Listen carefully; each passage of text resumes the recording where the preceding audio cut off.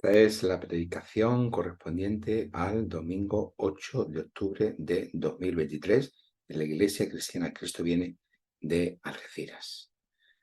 En esta mañana el texto de referencia es el libro del Deuteronomio, capítulo 5, versículos 1 al 21. Esta mañana consideramos este pasaje del libro del Deuteronomio, conocido como los 10 mandamientos. No obstante, reflexionar sobre los 10 mandamientos implica reflexionar sobre el valor de la ley en la Biblia, pero especialmente en el Antiguo Testamento.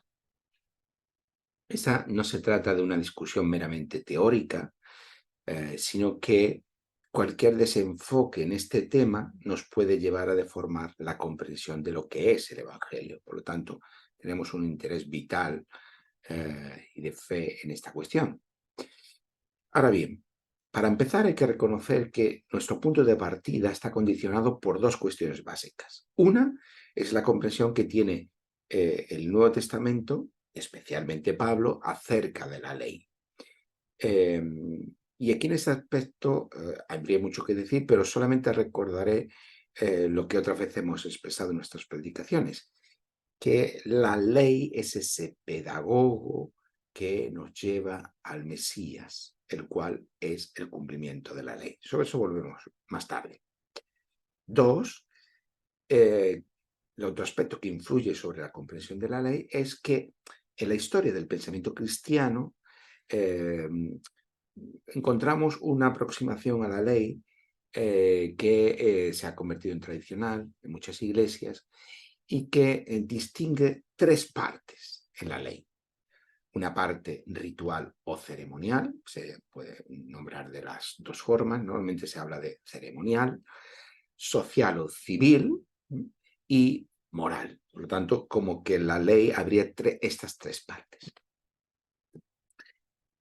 No entro a valorar, porque eso ya nos llevaría mucho más lejos y más compleja la predicación, y no es lugar para ello, la distinción entre ley y gracia que hicieron los reformadores protestantes con sus vertientes luterana y calvinista. Simplificando muchísimo y siendo injusto con ambas, la luterana tiene una comprensión negativa, es decir, de la ley, que negativa no me estoy refiriendo a algo que sea malo, sino a una visión que quiere enfatizar la imposibilidad humana de cumplir la ley. Y por lo tanto, la ley tiene esa funcionalidad de estímulo, de señalar nuestros pecados o nuestros errores o nuestras imposibilidades o nuestras incapacidades. Y la calvinista tiene una apreciación más positiva, igual no es una cuestión valorativa, sino que se toma precisamente como un corpus legislativo que sería de aplicación a la sociedad, especialmente en sus prescripciones morales. Esas discusiones son interesantes, forman parte de la historia del pensamiento cristiano, pero son muy posteriores al texto bíblico, y así que no entramos en esa disquisición, sino que damos un paso atrás en lo que hemos avanzado. Hemos entonces hablado de que encontramos tres distinciones dentro de la ley, ceremonial, social y moral. La parte ceremonial, en esta historia del pensamiento cristiano, se entiende cumplida en la cruz de Cristo. Una vez que Cristo muere en la cruz, que se entiende esa muerte como un sacrificio, entonces la parte ceremonial ya no tiene vigencia porque ha sido cumplida por Cristo. La parte social o civil estaría restringida a la regulación de la sociedad del pueblo de Israel y por tanto ya tampoco sería de obligado cumplimiento para la Iglesia. Y por último estaría la parte moral, que seguiría teniendo vigencia para nosotros hoy porque se trataría de las prescripciones morales dadas por Dios para todo tiempo y lugar. Como digo, esto es algo que ha venido a ser un lugar común en las iglesias cristianas acerca de valorar el lugar de la ley. El problema de este enfoque es delimitar lo que es ceremonial, civil o moral, porque en la Biblia no tenemos unos encabezados que digan ley ceremonial, ley civil, ley moral, no, sino que son distinciones que hacemos nosotros, como digo, con parte de la historia del pensamiento cristiano muy posterior a los propios textos. ¿Dónde comienza lo ceremonial y termina lo ceremonial y sucesivamente con cada una de las partes? Porque muchas veces en las propias secciones de los textos pues se pueden mezclar o superponer cada una de estas partes. Entonces, ¿cómo distinguimos una de otra? ¿Qué criterios tenemos? Por poner algunos ejemplos para que podamos ver esto un poquito más claro. La purificación de una parturienta, de una mujer que acaba de parir, en el Levítico 12, corresponde a algo ceremonial, a algo moral o algo civil. Las leyes sobre la pureza, el Levítico 13, ¿es algo ceremonial, es algo moral o es algo civil? ¿O qué decir de las emisiones de semen o de menstruación en el Levítico 15, durante la menstruación en el Levítico 15? ¿En qué categoría caben? Para nosotros, desde nuestro punto de vista cultural, muchas de estas cuestiones son cuestiones meramente de higiene y de salud. No tienen nada que ver ni tan siquiera con esas tres categorías que se han dado en la historia del pensamiento cristiano, que sobre todo esas son distinciones que se hacen durante el pensamiento de la Reforma o a partir de entonces, ¿no? Ni tan siquiera este tipo de cosas nosotros ya las encuadraríamos ahí, las encuadraríamos dentro de un aspecto, una categoría de salud o higiene o cuestiones afines, ¿no? Pero los textos no hablan tampoco en estas categorías. Para los textos tampoco son cuestiones de salud, ¿no? Porque no existe ese concepto como existe para nosotros.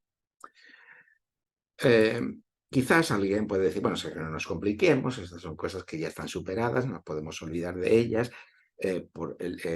independientemente del tipo de análisis que podamos hacer. Son cuestiones que fueron de aplicación al pueblo de Israel, pero no para nosotros. Esto es un pensamiento muy común en las iglesias, empezar a hacer distinciones, eso es para Israel, esto es para la iglesia, esto no nos corresponde, eso sí nos corresponde. El problema es sobre la base en que hacemos esas distinciones.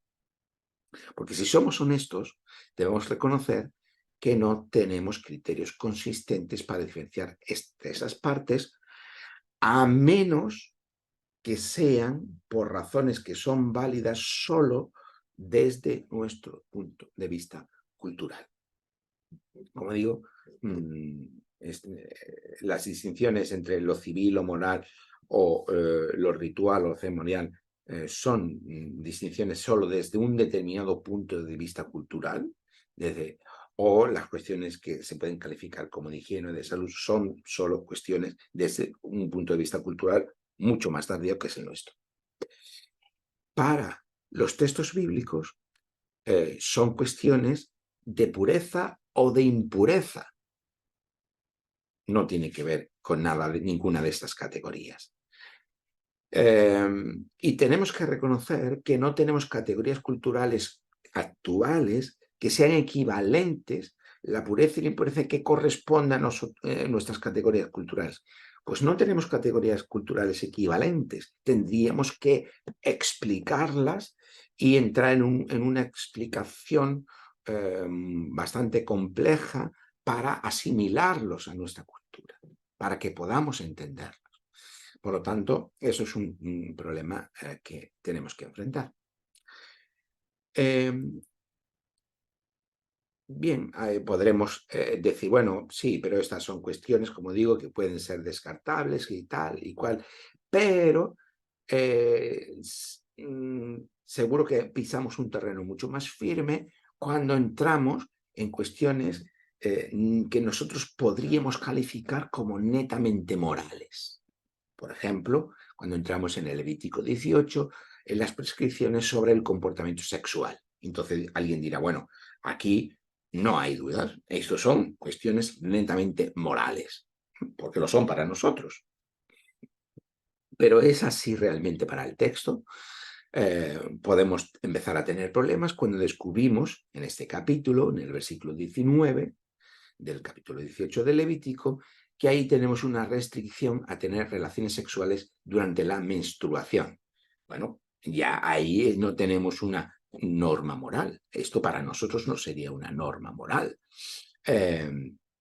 Si en todo caso lo encuadraríamos en una, como volveríamos a una categoría de salud o de higiene, pero no en un posicionamiento moral.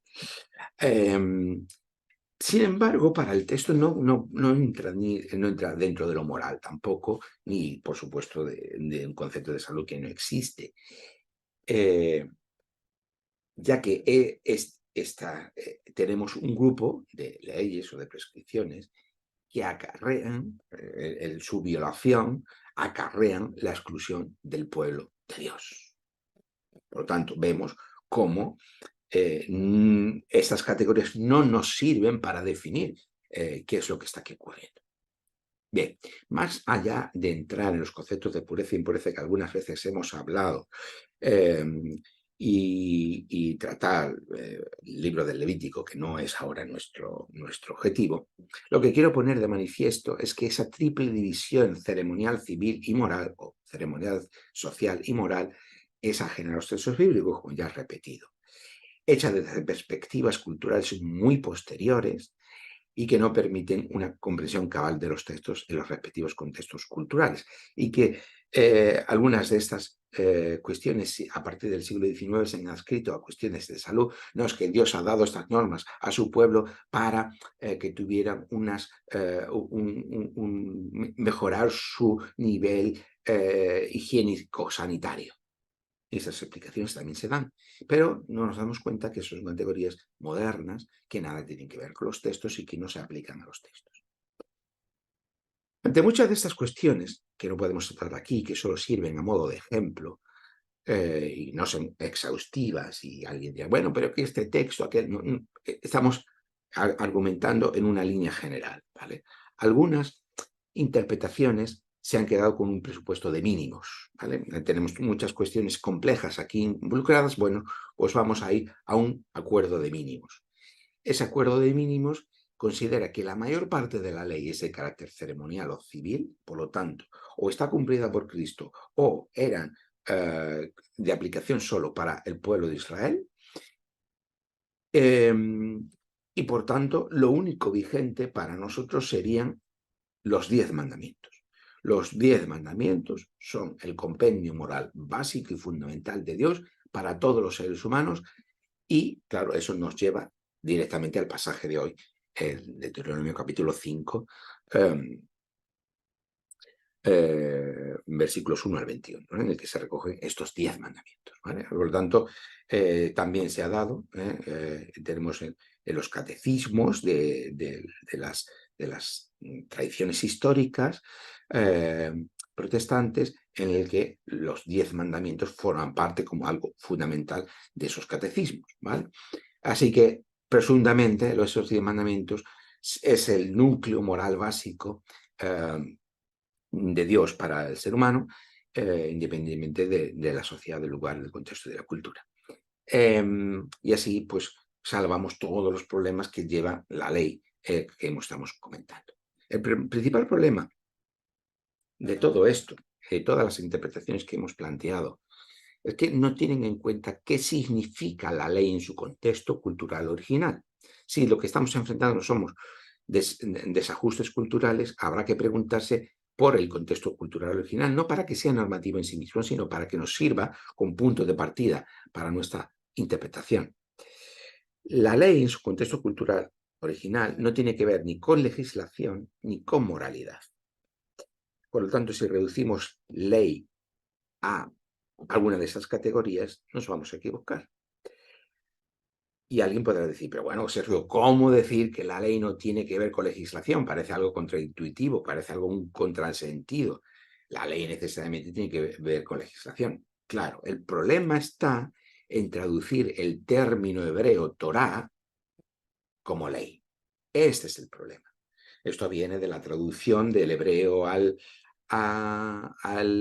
griego, y de ahí pasa a nuestra cultura, después greco-latina, en el que la cuestión de lo legislativo es muy importante. Pero ahí está el principal problema, o el punto de partida del problema. La Torá no es ley. La Torá tiene que ver con instrucción, por lo tanto, el contexto de la Torá no es el contexto legislativo de legislación, sino el contexto tiene que ver con el contexto pedagógico. La Torá tiene que ver básicamente con instrucción, como sería la traducción más próxima a nuestra comprensión, instrucción, y su contexto sería el contexto pedagógico, en el que, por supuesto, entonces caben muchos otros campos semánticos, pero ese sería. El contexto original de la Torá como instrucción, por tanto, no tiene que ver con legislación ni con moralidad, sino con orden y con sabiduría. Claro, eso supone un cambio de perspectiva muy importante. Pero ¿cómo podemos afirmar entonces que la Torá tiene que ver con el orden y con la sabiduría y no con la legislación y la moralidad? Vamos a ver. Lo tenemos precisamente en el preámbulo que encontramos en Deuteronomio capítulo 5. Presenta los 10 mandamientos. Nosotros estamos acostumbrados a recitar o a aprender los 10 mandamientos en cuanto 10 mandamientos. Pero los 10 mandamientos en la escritura no vienen aislados, no vienen en una tablita, nos pone los 10 mandamientos. Incluso se puede discutir si son 10 o son otro número. Pero no tenemos unos 10 mandamientos aislados. Y eso es algo que se olvida de forma bastante, que resulta bastante evidente. La Torá no tiene que ver solo con lo que nuestro juicio cultural sería propiamente legislación, porque gran parte de la Torá no es un corpus legislativo. En todo caso, habría corpus legislativos dentro de la Torá si es que queremos seguir manteniendo ese concepto que, como ya hemos dicho, no es el mejor, ¿vale? Tendríamos que hablar de un corpus pedagógico. Y si tenemos un corpus es un cuerpo de leyes o de instrucciones o de contenido, el que sea. En un corpus pedagógico, que sería la Torá, tiene mucho sentido que gran parte de la Torá sean partes narrativas, algunas poéticas, más menores, pero gran parte del contenido de la Torá son narraciones, y la estructura de la Torá es una estructura narrativa. Así que si igualamos ley a Torá a ley, a legislación, claro, esto ya nos descuadra por completo. Pero si tenemos la ley como un equivalente a instrucción, a corpus pedagógico, entonces sí que tiene mucho sentido que gran parte de la Torá sean narraciones y la estructura de la Torá en sí misma sea una estructura narrativa. La razón para que la ley presente narraciones es que no se trata, como digo, de ese corpus legislativo, como por ejemplo son las constituciones modernas, sino con un corpus pedagógico, en un sentido mucho más amplio. Pero más importante que todo ello es que la fundamentación de estos 10 mandamientos, más allá de una cuestión formal, literaria formal, está en que la fundamentación de esos 10 mandamientos se basa no en una moralidad general y abstracta para todo el ser humano, sino en el pacto de Dios con su pueblo. Lo que fundamenta los 10 mandamientos en particular y la ley en general es lo que leemos en el capítulo 5, versículo 2. El Señor nuestro Dios hizo un pacto con nosotros en el monte Sinaí. El contexto para los 10 mandamientos es, el fundamento para los 10 mandamientos es el pacto de Dios con su pueblo, que rige la lógica de la Torá. Es decir, que los mandamientos, los estatutos, las leyes no conforman un corpus legislativo o una legislación, sino las cláusulas del pacto por el que éste se rige. ¿Y eso qué significa? El pacto tiene dos partes firmantes, una es Dios y otra es el pueblo de Israel. Ambas partes se comprometen a ser fieles al pacto y si alguna de las partes no lo cumple, el pacto queda invalidado. Esto lo hemos explicado innumerables veces. Por tanto, en esas partes firmantes del pacto, Dios actúa como el rey que se compromete a cumplir el pacto, a guardar a su pueblo y cumplir con sus promesas de bendición, mientras que Israel es el vasallo, es la parte firmante del pacto que se somete al rey y que muestra su lealtad a él, cumpliendo las cláusulas del pacto. Pero claro, ¿por qué tenemos un pacto de Dios con su pueblo en el que Dios es el rey, es decir, la parte fuerte, diríamos, firmante del pacto que es capaz de establecer las cláusulas del pacto y Israel es la parte, digamos, débil, entre comillas, del pacto que tiene que acatar esas cláusulas del pacto? Porque otro elemento fundamental que también nos olvidamos, que sustenta, que fundamenta los 10 mandamientos en particular y la ley en general, es lo que tenemos en el capítulo 5 del Deuteronomio, versículo 6, que dice: yo soy el Señor tu Dios quien te rescató de la tierra de Egipto donde eras esclavo. O sea, que el pacto y la salvación de Israel de la esclavitud de Egipto es el fundamento de la Torá en general y de los 10 mandamientos en particular.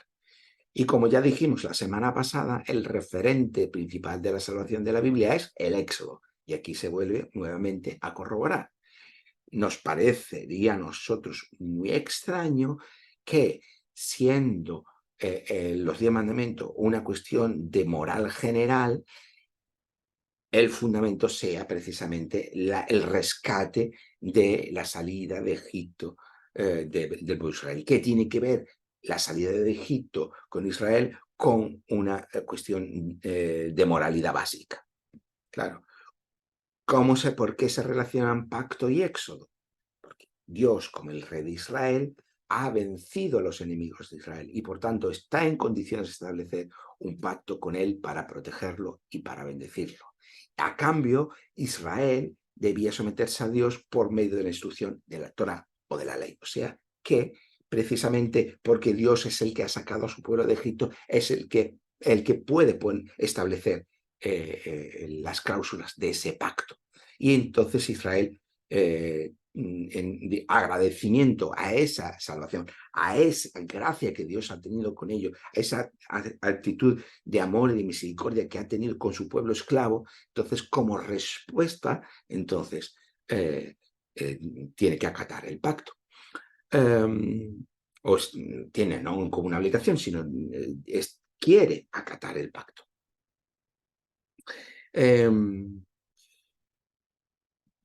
Así que Dios, como rey de Israel, quiere o da un orden y una sabiduría a Israel dentro de este contexto del pacto y por medio de las instrucciones de la Torá. Es decir, a partir de que Dios es el rey de Israel, entonces el rey en el Oriente Próximo Antiguo tenía la función de proveer un orden sabio a su pueblo, a su sociedad. Los reyes en el mundo antiguo tenían esta obligación. Como Dios en la Biblia se nos revela como rey de Israel, eso quiere decir que en la Biblia se nos presenta a Dios como rey de Israel proveyendo y asegurando ese orden sabio para su pueblo. Y eso tiene que ver con lo que ya dijimos en las semanas anteriores, que Dios pone orden por medio de su presencia y de su sabiduría en una creación en la que está presente el no orden del caos y de las tinieblas, haciendo del mundo un templo para su presencia y del jardín del Edén el lugar santo para relacionarse con el ser humano. Pero en un momento determinado el desorden emerge cuando el ser humano busca un orden y una sabiduría que no viene de Dios. Así que todo esto está relacionado, todo esto cuadra, ¿no? Dios es el rey que establece un pacto con su pueblo Israel porque lo ha sacado de Egipto, porque quiere, como rey, quiere crear un orden sabio y justo para su pueblo. Un orden sabio y justo para su pueblo. Igual que Génesis 1:2 nos presenta a Dios creando en toda su creación un orden sabio y justo para toda su creación, por medio de su presencia y de la relación con el ser humano creado a su imagen y semejanza.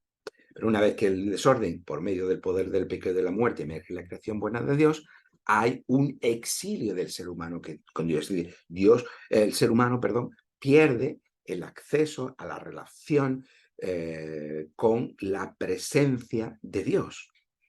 Así que tenemos aquí que la salida de el Edén, del jardín del Edén, mejor dicho, es un primer exilio, en el sentido de pérdida de la relación del ser humano con la presencia de Dios. Y a partir de ahí se pone en marcha la narrativa de salvación de Dios por medio de sus promesas. Pero después de la gran salvación de Dios para su pueblo de Egipto, parte de la Torá consiste en dar las instrucciones para construir un tabernáculo. Y aquí volvemos a tener ese concepto de ámbito o contexto pedagógico, ¿vale? No legislativo. Las instrucciones que se dan para construir un tabernáculo. ¿Por qué? Porque en el tabernáculo es donde la presencia de Dios va a hacerse presente entre su pueblo. Como ya vimos en Génesis, si la presencia de Dios implica un orden sabio, ahora la presencia de Dios está entre su pueblo Israel y la Torá refleja ese orden sabio. Y por eso la Torá tiene que ver con la sabiduría y con el orden y no con la legislación ni con la moralidad. Cumplir con la Torá no es cumplir una ley como cumplo yo con las leyes del Estado en el que vivo, sino ser fiel al pacto con Dios para que Dios se haga presente entre su pueblo. Cuando vemos en el tiempo de Jesús los fariseos con una intencionalidad escrupulosa de cumplir la ley, independientemente de que al final hicieran muchas deformaciones en ese intento de cumplir la ley, el objetivo principal no era en ser moralistas o legalistas, que es como muchas veces nosotros los vemos, sino porque pensaban que, en consecuencia con el resto de la escritura, que si cuanto más apegado estuvieran a la Torá y mejor la cumplieran, la presencia de Dios volvería a estar entre su pueblo. Y esto nos da una perspectiva bastante distinta y más comprensiva de lo que leemos en los textos. Cumplir con la Torá, por tanto, no es cumplir con una ley, una legislación, sino ser fiel al pacto con Dios, para que Dios se haga presente entre su pueblo. La moralidad tiene que ver con lo que una sociedad considera que es bueno o es malo, y tiene su importancia. Pero lo bueno y lo malo en Israel tiene que ver con el pacto. Todo aquello que hace que Israel sea fiel al pacto es bueno. Como la relación de pacto con Dios es lo fundamental, entonces lo esencial es la fidelidad al pacto y no una adhesión a una moral abstracta. o teórica. El contenido de esa fidelidad al pacto lo construye socialmente Israel como respuesta a la vocación dada por Dios, sobre la base de sus propias categorías culturales, y que muchas de ellas son muy diferentes a nuestras. Yo sé que sobre esta afirmación que acabo de hacer habría muchísimo que explicar y que decir, y que probablemente eso ya podría ser materia de una conferencia, pero no es el momento. Entonces, ¿qué significa todo eso? Que en definitiva es lo que en una predicación nos importa. Que Dios, como el rey de Israel, por medio del pacto y de la Torá, está poniendo orden con su justicia y su sabiduría en su creación. Cuando Dios está sacando a su pueblo de Egipto, está poniendo orden en el mundo, porque Egipto representa esas fuerzas del caos en el mundo, está poniendo orden por medio de su justicia. Cuando Dios establece su justicia, es una creación de orden, de poner las cosas en su sitio. Y por medio de la Torá, de esa instrucción, de esa pedagogía, está creando orden por medio de su sabiduría. La clave que une toda la narrativa es la presencia, o también decimos la gloria de Dios. Primero en la creación, a continuación en el jardín del Edén, después entre su pueblo, en el peregrinaje por el desierto, a continuación en el tabernáculo y por último en el templo. Todos estos son puntos que tenemos que la narrativa de la Escritura nos va uniendo. Entonces, ¿por qué el apóstol Pablo dice que la Torá es el pedagogo, que era aquel esclavo que lleva a los niños al colegio en el mundo romano? Y que la Torá, como ese pedagogo, nos lleva al Mesías. ¿Por qué dice Pablo esto? Porque el cumplimiento de la Torá aseguraba la presencia de Dios entre su pueblo. Pero ahora que Dios se ha convertido en rey por medio del Mesías, su presencia se ha vuelto a hacer presente, valga la redundancia, no ya en el templo, sino por medio del templo que es el Mesías. Ya lo vimos y hemos hablado mucho de esto cuando hablamos sobre los evangelios.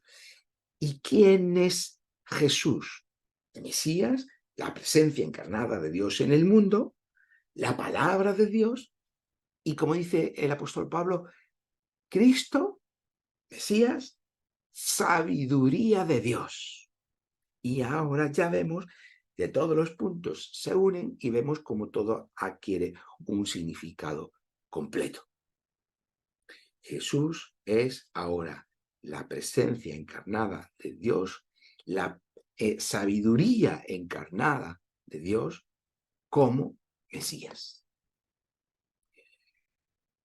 En ese sentido, el cumplimiento de la Torá es el Mesías, y tras el Mesías, ascendido a los cielos como Señor y Salvador, el Espíritu Santo es la presencia de Dios en nosotros. Con todo esto en mente y con todo este gran recorrido que hacemos con toda la Biblia, es mucho más fácil entender lo que Pablo dice y comprender la relación entre la Torá, la ley, y Cristo, el Mesías, no como una oposición, sino como un cumplimiento. ¿Cómo entonces usamos la Escritura como guía de lo bueno o malo para nosotros hoy? ¿Vale? Entonces no tenemos, la ley en sí misma no es reducible a categorías morales y mucho menos a categorías morales contemporáneas. ¿Cómo entonces podemos tener a partir de la Escritura una guía para nosotros de lo que es bueno o malo? Por medio de descubrir quién es Dios. Lo hacemos por medio de la narrativa de salvación de la Escritura, teniendo la perspectiva de la Escritura como un todo y por lo tanto con su trama, su estructura narrativa. ¿Qué nos dice esa narrativa? ¿O qué nos muestra, qué nos desvela esa narrativa acerca de Dios? Que Dios es amor, que nos trata con gracia y misericordia, que es fiel, que es justo y que crea justicia, que es bueno y que ha creado una creación buena y bella, que es verdad o verdadero y que nos ha transmitido la verdad del mundo y que es la esperanza de su creación. Amor, fe, fidelidad, justicia, bondad, belleza, verdad y esperanza son la guía de nuestras vidas como seguidores del Mesías. ¿Y cómo dotamos de contenido esos valores? Por medio de empaparnos de la narrativa de la salvación de la Escritura. Y por eso siempre queremos hacer énfasis en este aspecto y por eso todos nuestros esfuerzos cada domingo a lo largo del tiempo queremos respetar esa estructura narrativa, porque creemos y pensamos que es la mejor manera de comprender la Escritura en su conjunto, pero también porque así tenemos más fácilmente acceso a la red de significado, al mundo de significado que acompaña a esa narrativa y que es lo que nosotros intentamos descubrir en esa narrativa, esa red de significados que porta la narrativa y que nosotros descubrimos por medio de su uso en un contexto social y cultural determinado. Y de esa manera empezaremos a encarnar la realidad del reino de Dios y de su nueva creación en nuestras vidas como ese anticipo de esa esperanza prometida. Y todo esto lo resume muy bien el apóstol Pablo cuando dice en Romanos capítulo 15, versículo 4. Todas las cosas que se escribieron en el pasado se escribieron para nuestra enseñanza. Volvemos una y otra vez al concepto de instrucción, al concepto pedagógico. Todas las cosas que se escribieron en el pasado, alude a la escritura, se escribieron para nuestra enseñanza y nuestro punto de vista también lo que Pablo escribió forma parte de esa escritura y por lo tanto también lo que Pablo escribe se escriben para nuestra enseñanza con un objetivo, con el fin, dice Pablo, de que tengamos esperanza, que es lo que nosotros siempre queremos transmitir. Dios está arreglando el mundo y el mundo al final no va a quedar en su estado actual permanentemente. Por medio de la paciencia que exige el estudio y la perseverancia en la escritura y el consuelo de las escrituras. Aquí vemos resumido precisamente todo esto que estamos diciendo y lo que nos guía en nuestro propósito cada domingo. Estudiar y comprender todas estas cosas de la escritura que se escribieron para nuestra enseñanza con el fin de que tengamos esperanza por medio de la paciencia y el consuelo de las escrituras. Amén. Que así sea.